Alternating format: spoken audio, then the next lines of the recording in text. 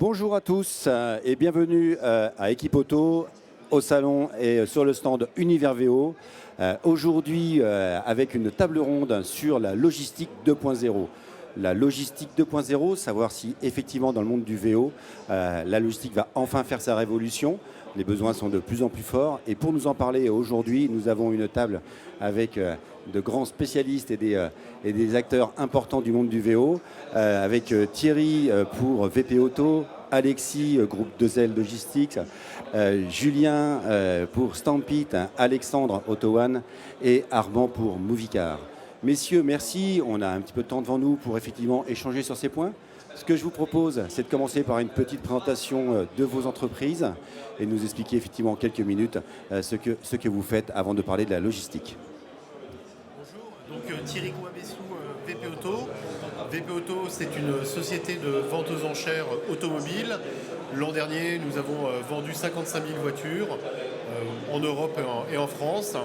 Et nous sommes effectivement gros consommateurs de logistique par le biais de notre activité.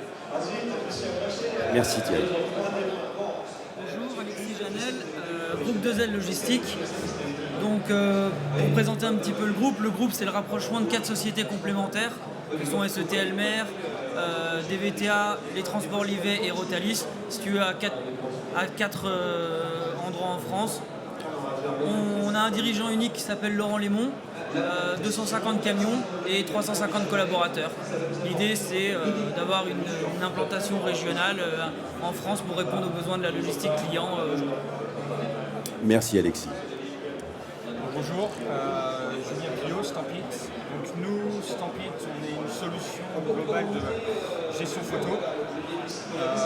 Notre but, c'est vraiment d'accompagner les personnes qui doivent vendre des véhicules d'occasion dans la prise de leurs photos pour communiquer de manière complètement efficace. D'automatiser tout et de faire que des personnes qui ne sont pas photographes puissent faire des photos très qualitatives, très rapidement. Voilà. Très bien Julien, merci. Alexandre. Bonjour à tous, Alexandre Sarda d'auto1.com.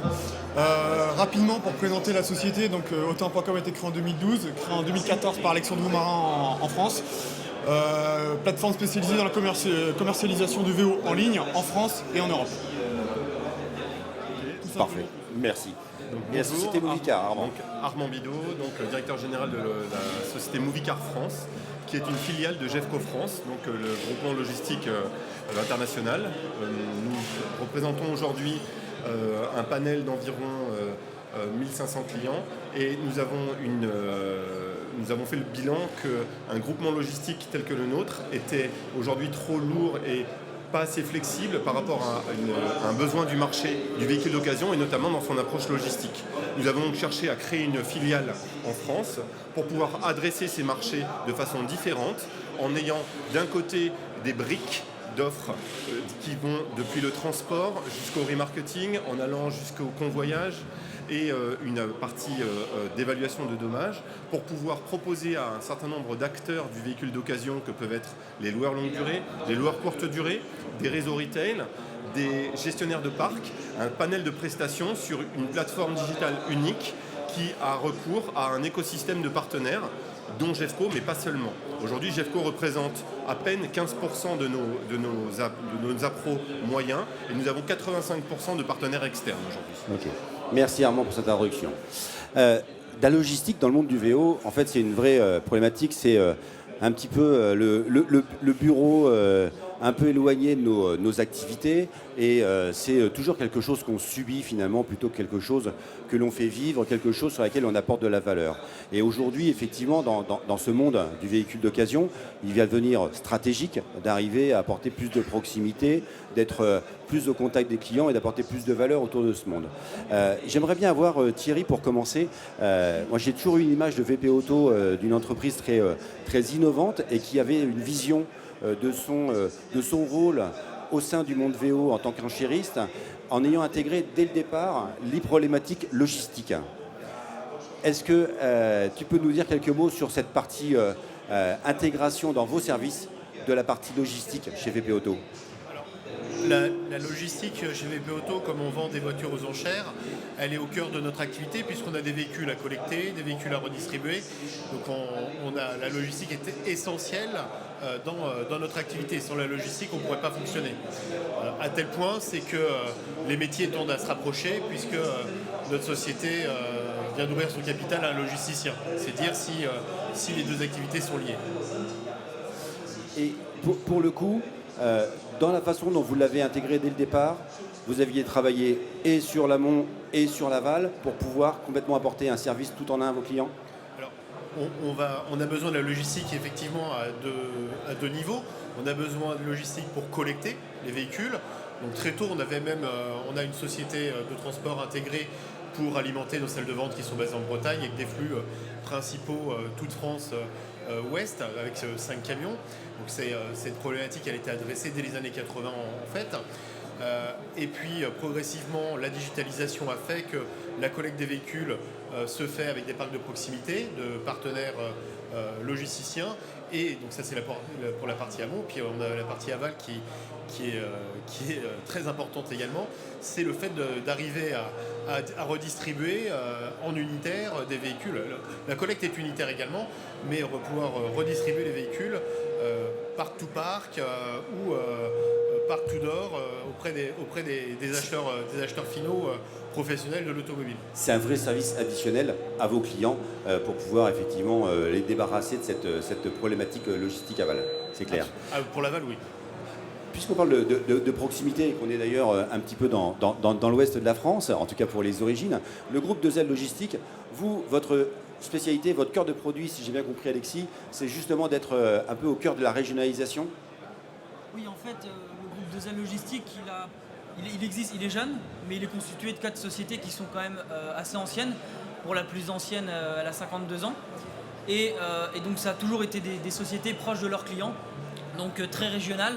Donc l'idée c'est plus on est proche de nos clients, plus on est en capacité d'aller chercher leurs véhicules rapidement, les concentrer chez nous et de les redistribuer très vite. Donc ça c'est un petit peu la stratégie aujourd'hui du groupe sur ses implantations, dans l'Est, à Paris, sur Lyon et à Poitiers. Et donc l'idée c'est toujours d'aller plus vite. La force c'est plus vous répondez rapidement aux besoins du client, plus vous collectez rapidement son véhicule, plus vous leur livrez vite. Et on sait que les impacts journaliers du VO, lorsque chaque jour perdu dans le VO coûte cher, donc l'importance de la réactivité est importante. Très clair. Pour les... C'est un point très important. Le coût aujourd'hui de possession du VO et l'impact des délais, c'est hyper stratégique effectivement Alexis. Vous, donc c'est votre proximité, le côté régional, le côté local, proximité avec vos clients. Donc on fait appel aux références. Et puis je crois qu'il y a d'autres projets, mais tu nous en parleras tout à l'heure, oui. sur des écosystèmes que vous voulez créer au cœur des régions. Oui. Ça m'intéresse d'avoir l'avis d'Armand Movicart sur justement cette partie aussi proximité, mais dans un aspect digital. Donc ce que j'ai compris de Movicart, c'est votre capacité à offrir un accès à tout un tas de technos. Alors, je n'ai pas tout compris parce que je ne suis peut-être pas suffisamment branché, mais tout un tas de technos qui permet effectivement aux distributeurs, aux acteurs locaux dans le VO de pouvoir complètement manager leur logistique, c'est ça? Absolument. En fait, le principe est d'offrir une plateforme unique qui va représenter un maximum de services nécessaires, parce qu'on dit toujours que la logistique est un mal nécessaire.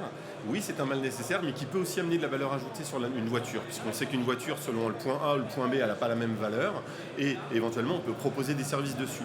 L'idée de notre concept est vraiment de dire, on a besoin de se rapprocher du client initial et ou du client final, et pour cela, les grandes plateformes logistiques telles qu'on les connaît tous répondent à une partie du besoin, mais pas tous les besoins.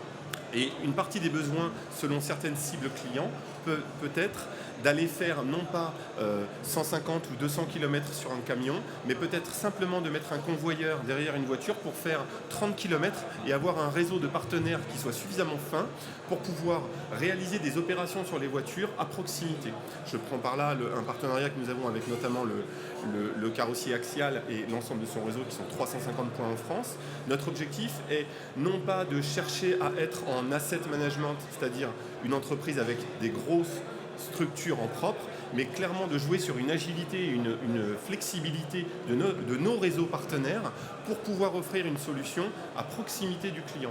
Donc en fait ça répond à certaines problématiques de clients, de véhicules vraiment unitaires, alors que lorsqu'on est sur des véhicules en masse avec des process à la fois techniques et massifs, eh bien on se tourne beaucoup plus vers des énormes plateformes de logistique, et il s'avère que ma maison mère qui s'appelle Jeffco a ces plateformes logistiques. Donc en fait j'ai une offre qui est à deux vitesses, à la fois pour du véhicule unitaire et donc un réseau de proximité, mais en parallèle une offre avec du réseau massif type classique porte 8, grosse plateforme logistique. Donc ça, vraiment, c'est le challenge, effectivement, d'arriver à réunir au sein de la même structure un grand groupe comme Jeffco, donc avec toute cette capacité, cette force frappe historique d'ailleurs sur le VN, et d'arriver à apporter cette côté un peu start-up inside pour arriver à faire des choses.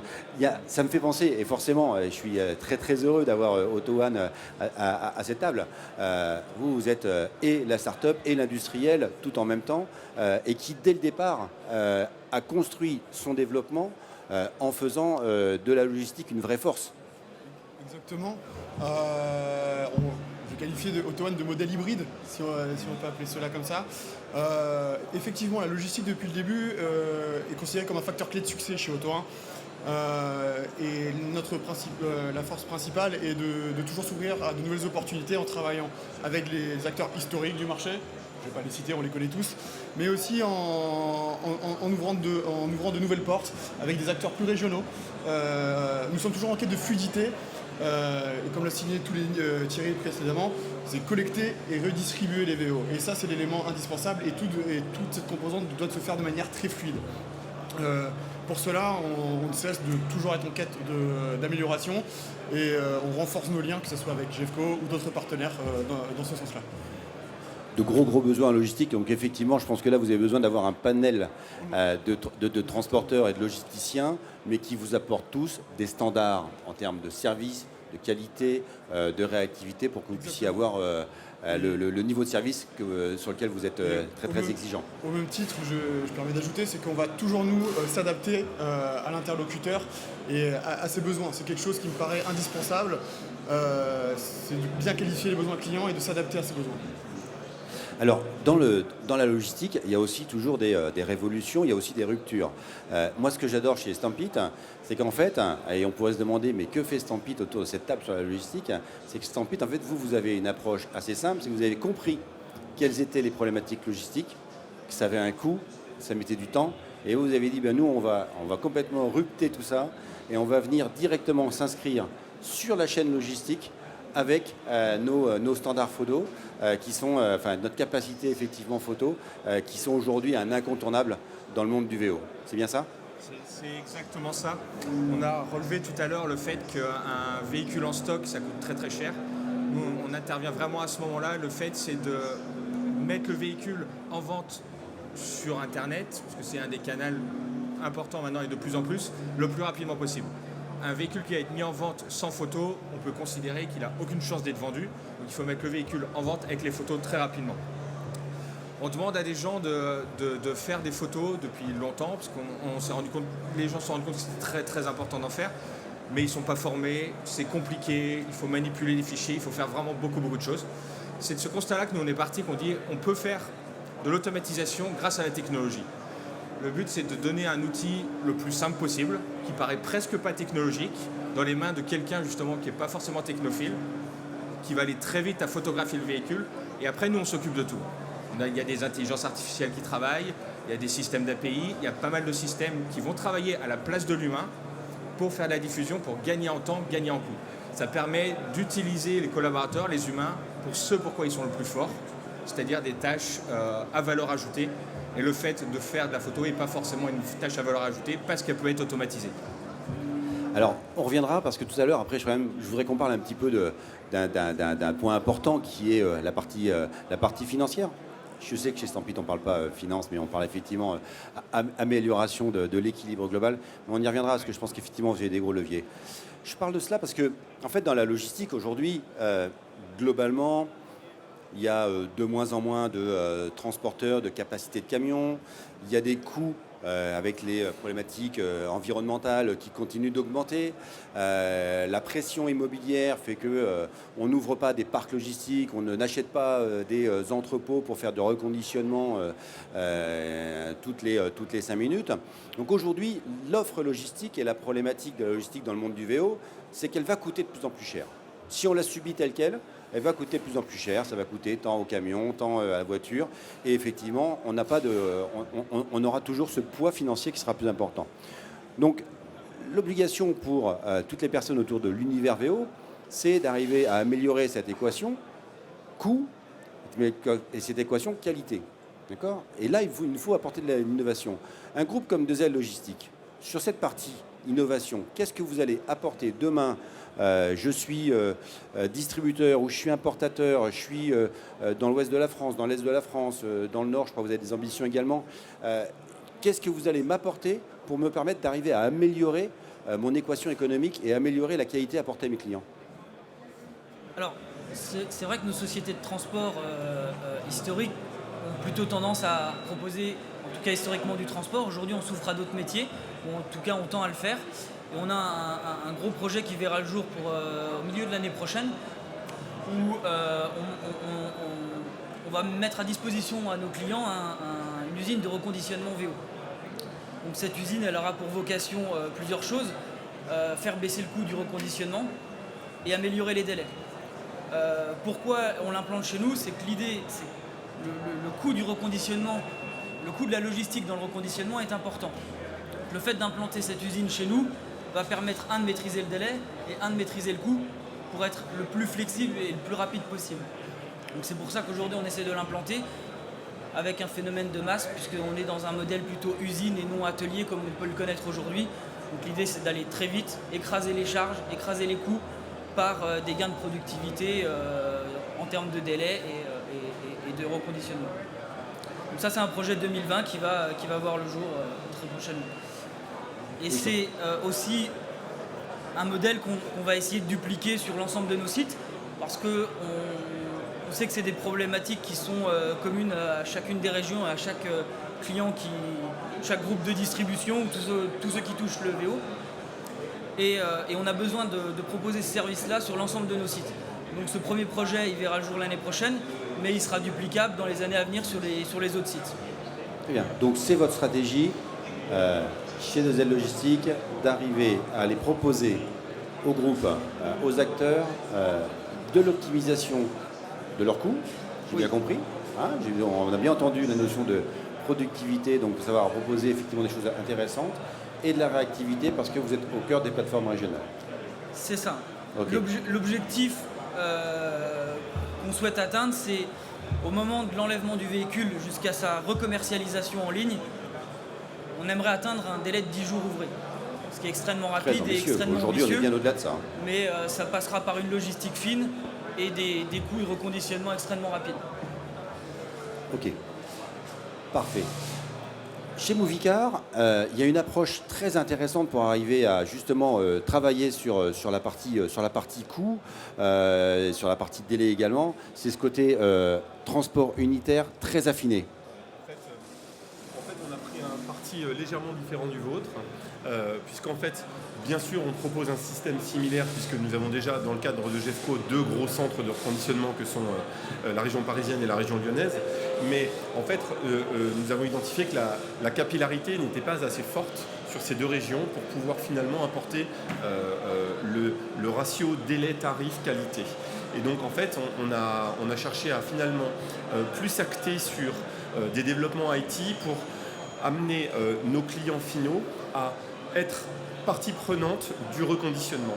Le principe est de dire qu'on sort l'appli dans à peu près 1 mois et demi, 2 mois, et de générer en fait un workflow d'ordre de réparation entre le donneur d'ordre et le réparateur.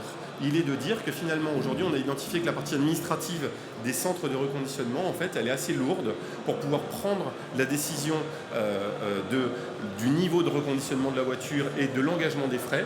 Et notre objectif nous est finalement de donner une visibilité en temps réel entre le donneur d'ordre et le réparateur pour dire finalement où est-ce qu'on va placer le curseur du remarketing avec une gestion de photos, un workflow d'ordre de réparation qui va amener finalement une quasi quasi-instantanéité de la prise de décision du client et en même temps une validation de l'ordre de réparation du réparateur. Donc là, vous laissez la main à votre client sur la possibilité d'interagir en direct sur les prestations que vous lui proposez, c'est ça? Complètement, on est un peu sur la pizza à étage, d'accord? La pizza à étage. C'est la pizza à étage sur lequel vous prenez les ingrédients ou vous ne les prenez pas. Et donc en fait, le panier moyen s'affiche en live. Ce qui fait qu'en fait, votre client va pouvoir dire, bah, finalement, moi je sais combien j'ai envie de mettre dans cette voiture au titre du remarketing parce que je m'estime non sachant par rapport à lui. C'est lui qui va là, à un moment ou un autre, décider de dire je vais la mettre en vente à ce niveau-là. Donc je suis capable de mettre 450, 550, 650 euros dedans. Et conclusion, son panier va s'afficher en live sur le workflow d'OR pour lui mettre en avant le montant que lui va payer. Et donc ce montant-là, c'est celui qui à la fin sera facturé puisque c'est lui qui l'a validé et c'est validé en live par le réparateur. Donc en fait, on a accéléré ce flux de prise de décision administrative qui va permettre de dire bah, finalement j'en ai pour mon argent. Bon, et donc ça y est, c'est disponible sur vos écrans. 2 mois. C'est 2 mois. Allez, en commercialisation d'ici fin d'année? Absolument. D'accord, génial. Du coup, on commence à parler un petit peu d'argent et comme je sais que Julien n'aime pas parler d'argent, moi ce qui m'intéresse dans l'approche Template, c'est de voir la façon dont effectivement vous approchez les gains vis-à-vis de vos clients en disant voilà, en m'intégrant dans votre flux, combien je vous fais gagner en évitant d'aller faire les photos dans un centre à tel endroit et donc de générer du transport du délai ou d'investir dans des euros, quelques euros pour arriver à faire des labos. Votre approche sur cette partie-là, quand vous parlez à vos clients, Stampede, c'est vous faites gagner quoi? Combien de jours? Combien de délais? Qu'est-ce que vous estimez que vous faites gagner à vos clients en termes de coûts financiers? Oui, l'aspect financier est quand même très important malgré tout pour nos clients.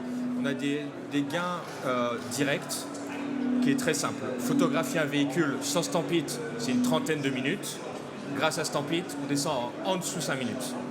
Donc on gagne 25 minutes du temps d'un commercial, d'un opérateur, de quelqu'un qui coûte de l'argent à la société. Donc ça, c'est des coûts assez simples à calculer. Après, on va avoir des gains indirects sur le fait que, comme je disais tout à l'heure, le fait que le véhicule soit en vente beaucoup plus rapidement, sur toutes les parties automatisation ou le fait que on ne fait pas d'erreur avec un ordinateur qui fait quelque chose ne se trompe pas. Si c'est un humain, ça arrive, on est humain, on est imparfait, on peut se tromper, donc des fois il faut refaire les choses. Si on confie ces tâches-là à des ordinateurs, ça permet de ne pas se tromper, pas avoir besoin de les refaire et accompagner l'humain dans cette partie-là. Donc la partie financière, est vraiment, oui, très importante chez Stampede. À partir du moment où les choses sont faites bien, c'est pour ça qu'on ne parle pas vraiment d'argent, nous on ne joue pas sur le prix, on joue plus sur la partie qualitative, ouais. Sur la partie... voilà. Je te challengeais, mais du coup, la bonne réponse, elle est là. C'est en fait, vous arrivez effectivement à gagner sur le délai global. C'est évident quand vous arrivez à le proposer. Vous vous mettez in situ quand vous proposez la solution directement. Et donc, du coup, vous faites gagner du temps aux opérateurs. Et en plus, vous fiabilisez le process. Et donc, du coup, vous évitez d'avoir à refaire et à perdre du temps sur la chaîne de vente complète. C'est bien ça. Et ce qu'on aime bien dire aussi, c'est que le labo, il est dans votre poche. Tout le monde a un labo photo labo dans la poche maintenant. Okay. Et Génial. ça, c'est hyper important. Ok, super. Quand on parle de tout ça, Thierry, Alexandre, vous êtes des logisticiens de fait parce que vous l'avez intégré, mais quelque part, vous êtes le représentant de l'industrie VO. Vos souhaits en termes de logistique dans les 2 ans, 3 ans à venir, dans les 6 mois, 18 mois à venir, qu'est-ce que vous avez envie de voir émerger? Qu'est-ce que vous avez envie de voir arriver dans l'offre logistique aujourd'hui qui vous permettent justement d'arriver à être encore plus efficace sur l'ensemble de votre chaîne de vente? Je vais être peut-être bateau, mais je pense que comme toute entreprise, c'est gain de temps, forcément. C'est le nerf de la guerre. Deuxièmement, c'est l'optimisation des coûts. On va pas se mentir là-dessus. Mais avant tout, c'est toujours garder autant de fiabilité et un degré de performance. On l'oublie trop souvent, on est toujours à la recherche de temps, de toujours battre la montre, c'est pas possible. Avant tout, ce qu'on souhaite chez Auto1, c'est toujours avoir des produits fiables et qui arrivent d'un point A à un point B dans le même état.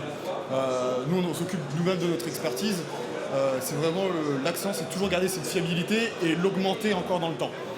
Si on arrive à garder ce créneau-là, alors le reste viendra de lui-même.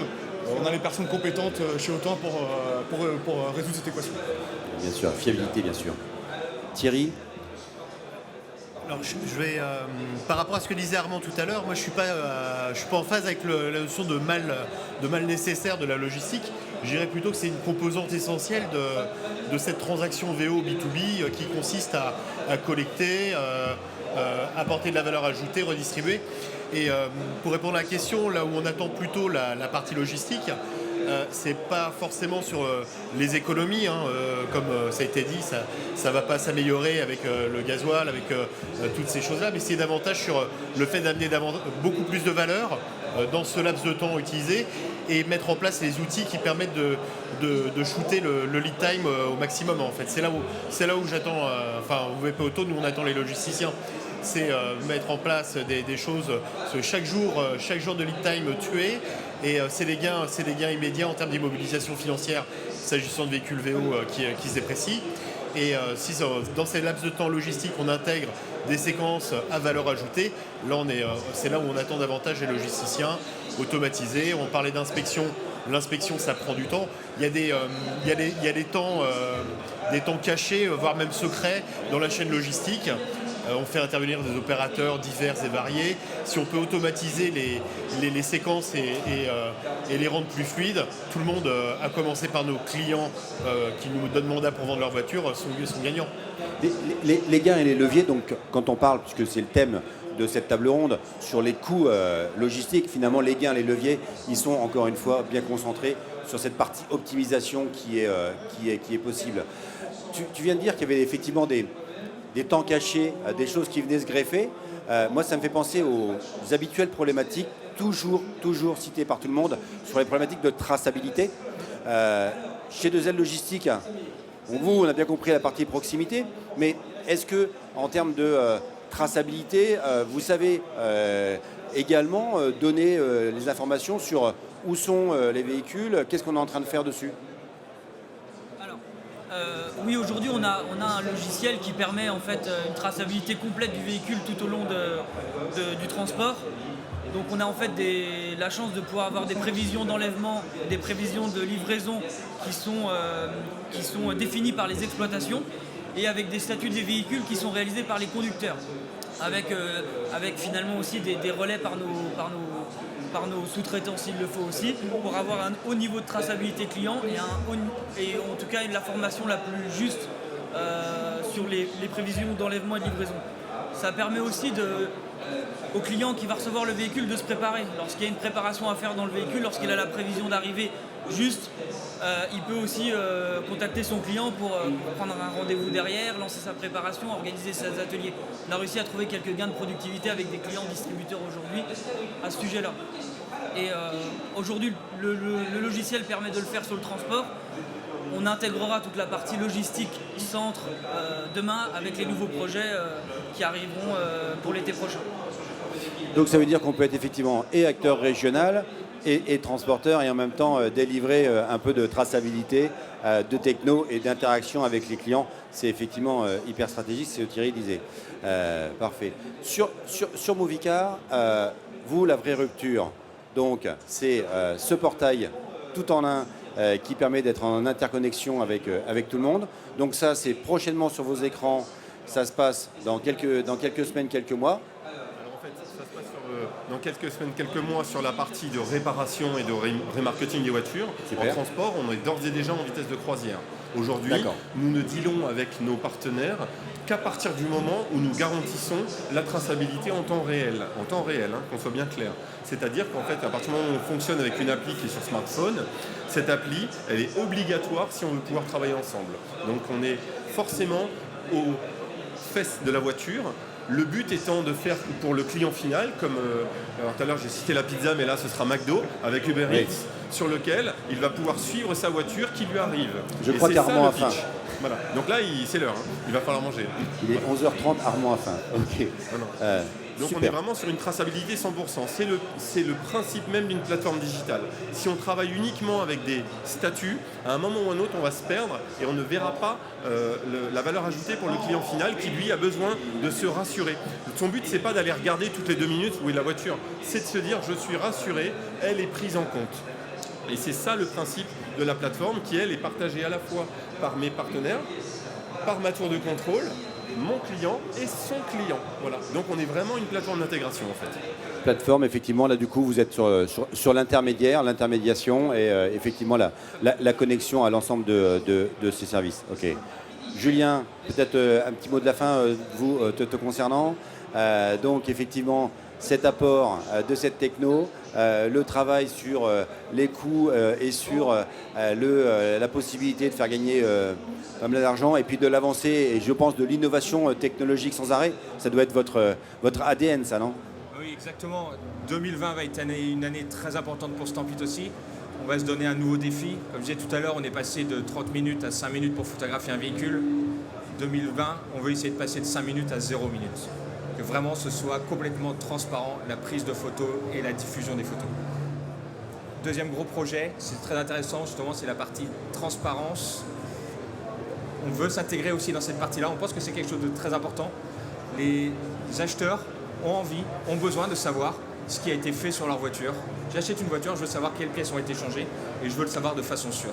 C'est les deux gros projets de Stampit en 2020, on pourra en parler de façon plus importante plus tard. Super. Groupe 2L Logistique, la supply chain automotive, la régionalisation et la proximité. Et donc l'innovation dans les semaines et mois à venir chez vous, donc ce sont vos centres de reconditionnement. C'est le premier centre de reconditionnement qui sera duplicable sur les autres sites bien entendu. Apporter un haut niveau de reporting, j'entendais tout à l'heure que c'était important la traçabilité effectivement. Aujourd'hui on l'a en temps réel, donc c'est un vrai atout pour nous aujourd'hui et pour nos clients. Et on souhaite vraiment la donner en temps réel sur l'ensemble des prestations. C'est pour ça qu'on parle de supply chain automotive. L'idée c'est qu'au moment où il y a une prise en charge d'un véhicule jusqu'à sa recommercialisation, on puisse avoir toutes les étapes du transport, les prises en charge en centre, jusqu'à sa livraison finale. Et ça, il faut que ça soit du temps réel. Donc c'est tout le travail du groupe 2L l'année prochaine grâce à son nouveau projet. Super, donc il semblerait qu'effectivement la logistique à l'heure du 2.0 ait enfin envie de faire sa révolution. Sachez qu'ici sur Univers VO au sein d'Equipe Auto, tout le monde vous attend pour nous proposer des solutions encore plus innovantes et nous faire gagner du délai et de l'argent. Merci à tous les 5 pour votre présence et pour votre participation à cette table. Merci beaucoup à Thierry et Alexandre qui ont joué un rôle tout particulier, effectivement, en n'étant pas logisticiens, mais en étant très très proche des problématiques logistiques. Je vous souhaite à tous une belle fin de journée. Cet après-midi, rendez-vous pour une table sur la ProVéo. Et quant à nous, on se retrouve vendredi à 15h30 pour parler de Frais VO. Très belle journée à tous. À bientôt. Bon salon. Au revoir.